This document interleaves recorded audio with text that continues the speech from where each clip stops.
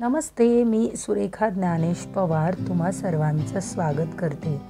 3 जानेवारी सावित्रीबाई फुले यांची जयंती अर्थात बालिका दिन अत्यंत उत्साहात आमच्या शाळेमध्ये साजरा करण्यात आला। यावेळी झालेल्या बालसभेमध्ये 2 प्रकारच्या स्पर्धांचे आयोजन करण्यात आले होते। यामध्ये वेशभूषा स्पर्धा व वक्तृत्व स्पर्धा घेण्यात आल्या। इयत्ता 1ली पासून इयत्ता 7वी पर्यंतच्या अनेक विद्यार्थ्यांनी या स्पर्धेमध्ये सहभाग नोंदवला। वेशभूषा स्पर्धेमध्ये अगदी छोटी भाजीवाली, छोटा वारकरी, राधा कृष्ण, डॉक्टर बाबासाहेब आंबेडकर, राजमाता जिजाऊ तसेच सावित्रीबाई फुले, अहिल्याबाई होळकर अशा अनेक प्रकारच्या भूमिका मुलांनी सादर केल्या व त्यानंतर वक्तृत्व स्पर्धेला सुरुवात झाली। वक्तृत्व स्पर्धेमध्ये अत्यंत धीटपणे मुलांनी आपली मनोगते व्यक्त केली। बालसभा म्हणजे मुलांना मिळालेलं व्यासपीठच आहे की नाही?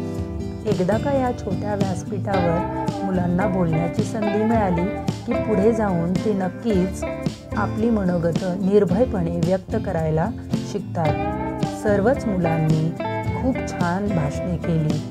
मराठी, इंग्रजी, हिंदी अशा सर्व भाषांमध्ये मुलांनी आपली मनोगते व्यक्त केली। काही जण बोलताना अडखळत होते तर काही जण अगदी अस्खलितपणे बोलत होते, पण सर्वांना व्यासपीठ मिळतंय हे किती महत्त्वाचं आहे।